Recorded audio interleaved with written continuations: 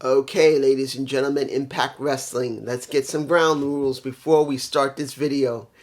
This ain't gonna be long. There ain't gonna be no images.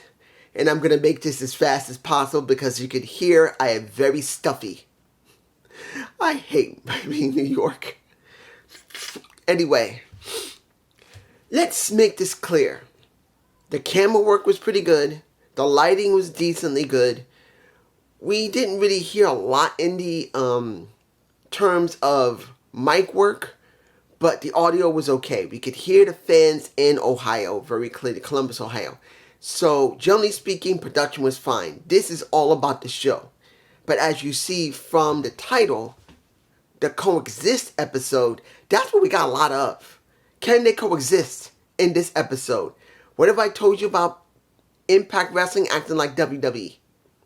This was almost all about coexistence.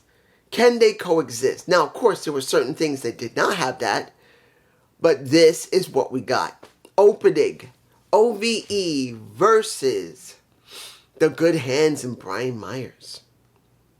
You would think,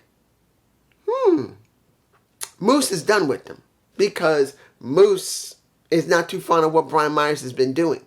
Even though Brian told him last week, hey, damn it, I didn't sneeze. I keep getting that. But anyway, he said, we're the best if we're working together. Pretty much. So the match generally was okay. The person that shined the best was Skylar. He did very good in the match. I'm not saying Haunch isn't good too, but I think Skylar is much more refined. By the end of it, what did we get with OVE?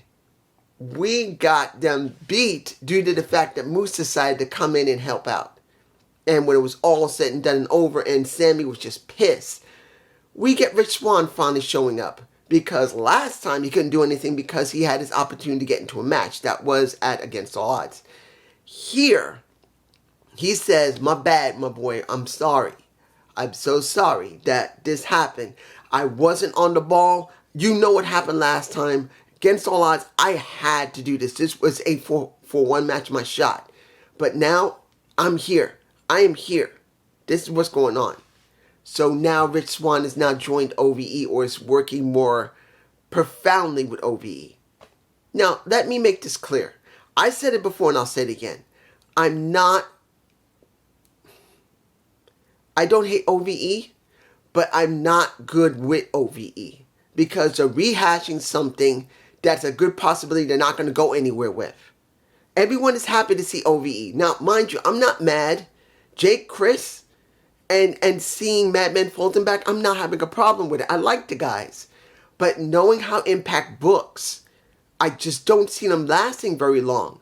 I think this is going to be a very short program where in many cases, they're going to just drop off a cliff. Unless they got real good long-term booking for them, it's just going to drop off a cliff. And then they're just going to be nothing again. I'm just saying the truth. And I'm not happy with that. But at least seeing them as faces at this moment is a bit of a difference. I'm just saying. Next, the match that I'm still pissed off about. And that leads to the match before that I got pissed off about. Harvinder Gunjar versus Dirty Dango. Now, his diary is going to air either today or tomorrow on Access TV because it already aired on YouTube for the Ultimate Insiders and anybody else who wants to see it. But now it's going to be on Access TV. They're actually airing it there. Where I'm kind of surprised that they didn't do the reverse, that they didn't show the diary here on Access TV and then do it on YouTube. Because it kind of feels like that's backwards. Now, mind you, I'm fine with it. But I'm just seeing it from a point of view of a promotion where we're trying to drum up interest to our promotion. Throwing it on YouTube instead of showing it on the show first kind of defeats it because it should be put on YouTube as a secondary. I'm just saying. But it was a good match. Wasn't very long. But in the end, Dirty Dango loses to Gunjar. What? Guys, Dirty Dango was doing such good work. And now they done nothing with him. What was the point of those vid packs he did? Which showed he could be important. That he was different. than what Impact normally employs from somebody like him. He is like the anti-Orange Cassidy. I'm being honest here. Orange Cassidy's nonchalant, but he's a face at this time. Then you got a quirky type of Orange Cassidy who looks like he might be turning heel. But now you got Dirty Dango, who's always been quirky as a face, but now he's a reverse Orange Cassidy as a heel. And you decide to do nothing with him? You don't give him the Digital Media Championship. You don't give him a signature win against all odds. And with Gunther here, he also loses. And well, actually, I'm sorry. I'm getting a little confused here because I did take my medicine. Gunther didn't win. It was Dirty Dango. But then you see Santino Marella coming out after a Dirty Dango grabs the pink, was it a pink phone of Gunther? I think it was pink. Pink iPhone. And pretty much, here's the thing. Now, I know you're going to say, well, he's going after Santino. Santino and him are going to have a match. That's not the point. It's not the point that they're going to eventually have a match. It is obvious they're going to eventually have a match. Maybe it's the anniversary. The point is that Dirty Dango, who's done the best work I've ever seen him do in a while, as a nonchalant heel who doesn't give a damn. He's making money outside of wrestling. He doesn't need to do it. He's just doing it for fun. This persona is one of the better ones I've ever seen him do other than Breezango with Tyler Breeze.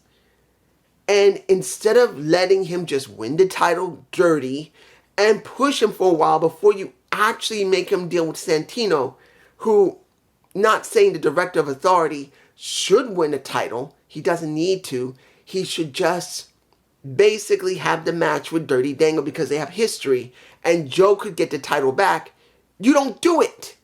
It's dumb. Next, let me give it to you like this. The Design versus Gretchen and Bailey. I like to call them GB, but the better number is going to be BG.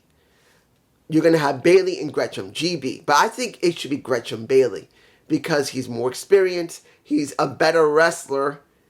I would like to have it as GB, not BG. It's obvious these guys good chemistry when they're facing each other, but they also have decently good chemistry when they're working together.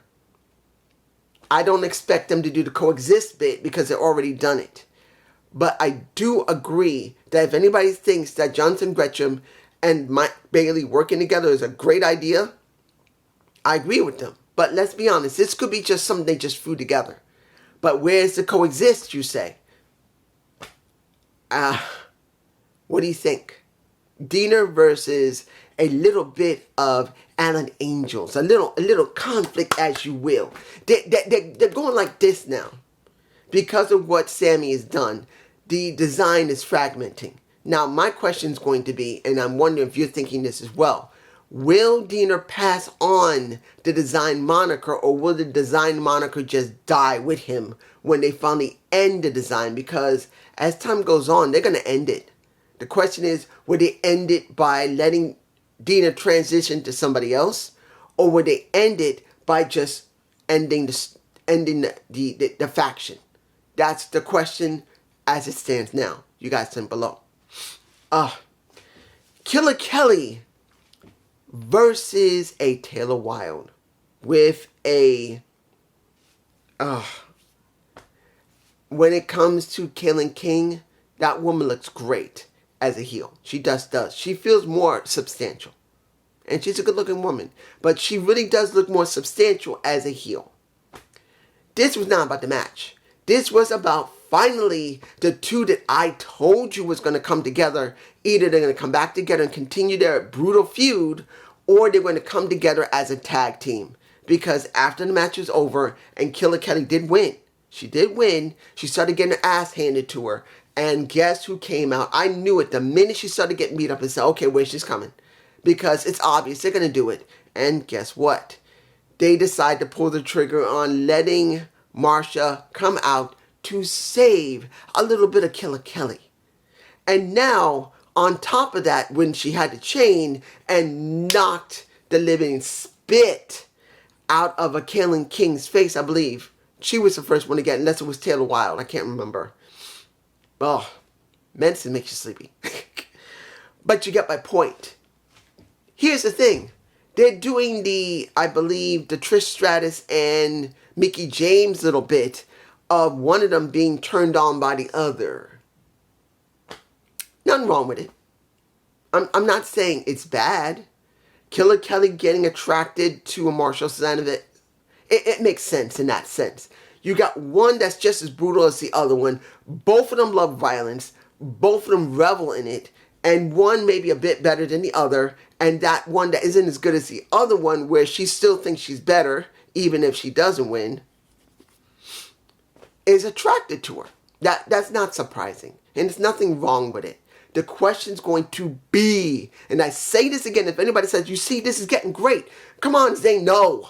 Because as I said before the brutal matches they both had, the question's not about them having great matches.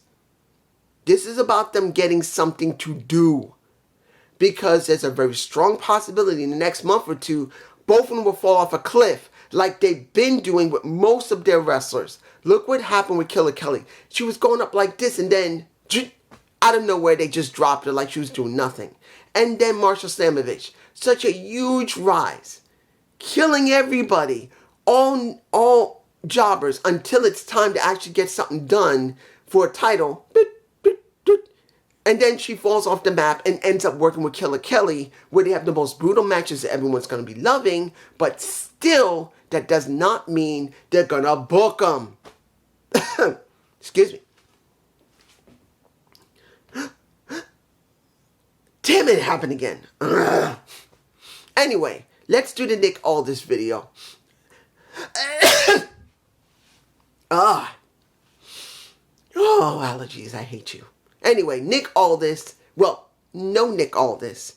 You got Jimmy Jacobs reading a statement that he's sorry he's not there, but he'll explain next week, due to the fact that a few of the Alex Shelley fans, the shells, as I'll call them, threatened a Nick Aldis, so he didn't feel safe, so he wasn't there. So he said he'll be there next week. And Alex Shelley comes out pissed off with his damn title on his side. And he said, you're kidding me? This is what he can get away with this? And Jimmy Jacobs said, look, I'm only telling you what's going on, okay? I'm not doing anything. He said, yeah. Well, when he comes back, I'm going to make him understand it. Sitting at ringside, no problem. I'll make sure he understands it. And then as he walks away, you get a little backhanded from a Jimmy Jacobs saying, waited 20 years to get the title, now he's got to go into his head. And guess what? As he said something to his head, you see Alex Shelley super kicking him in the face. Look, I want to make this clear. I love Alex Shelley. I actually do. I like him a lot. He deserved the title months ago when he was dealing with Josh Alexander. Now he's got it. But my fear is that they're going to hot potato that damn title for the next couple of months. If it's not going to be on Alex Shelley's shoulder, and there's also a question, can they book him correctly, they're going to drop it to Nick Aldis. And then there's no guarantee that Nick is going to hold it for long, but either Alex is going to do something, or better yet, a returning Josh Alexander. And I know it could be almost a year, but you never know with Josh or anyone that they can come back much earlier than they can. So, you never know. Can they book him? I'm just saying. Next. Okay, I got to do this for my friend. Stefan. I know it's Steven. I'm just calling you Stefan to make you sound more fancy. I'm calling Steven Stefan. The Johnny Swinger segment with Ziggy Dice being questioned by one of the refs about getting his license. Now, of course, I'm not putting any images in here. I'm just uploading this straight with no intro or nothing, unless something happens with my camera. There will be no intro. This is just going up. I'm sorry, guys. I'm not feeling well with my allergies. You've already heard me sneezing. I'm just uploading it. But you know who you are, Stefan. I know you're loving this. You were wanting. I saw your comments saying that you finally saw Impact. You liked it. It wasn't too bad. You're wondering when they're down under what would happen if Johnny Swinger had a match with a damn kangaroo. Well, one, you better hope that kangaroo doesn't kick him in the stomach or the gonads because it could really mess up his day. But two, he'll be too busy because now his stooge, as he calls Ziggy Dice, is now a ref. And now he has a chance to try and get the 50 wins. This is now a running joke where he'll get 50 wins when he'll never get it. It's sad, but this is what we're getting. Unless by Slammiversary or by Bound for Glory, they do a weird twist where they say to Johnny Swinger, look, we're sick and tired of this stupid 50 wins. If you get one win, you'll get a shot before or after either Slammiversary, we still got some time, or I guess Bound for Glory or afterward. That's just how I feel it's going to happen. I'm just saying. Let me see. Let me give it to you like this. Nevaeh dealing with Rosemary, a.k.a. Courtney Love, and Havoc, a.k.a. Jessica, is a big question. Where are they going with this? Will the personas of Jessica and Courtney coexist with the personas of Rosemary and Havoc due to the fact that Nevaeh trying to make them go back to the way they were? Because Nevaeh knows about the undead realm. She knows what Havoc used to be, and she definitely knows what happened to Rosemary. So now Nevaeh wants them back to the way they were because she's a bad girl. So she wants her friends back to the way she was. Well, they were. I don't know if this is going to work. I'm wondering if she's going to go through the forbidden door of the undead realm and come back as something different. This will be very interesting to see if Nevaeh does a turn. And what was she before she was a bad girl and known as Nevaeh? That's a question if they'll go there, counting how long she's going to be there. Let's move on. Final match. If I'm missing something, I'm sorry. Macklin and Bully versus Kaz and Eddie. Can they coexist again? Macklin and Bully.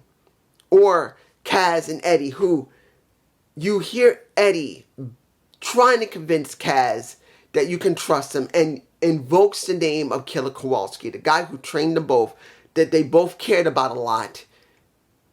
He said on the name of both of our teachers, our trainer, our friend, Killer Kowalski, you can trust me. So they have the match.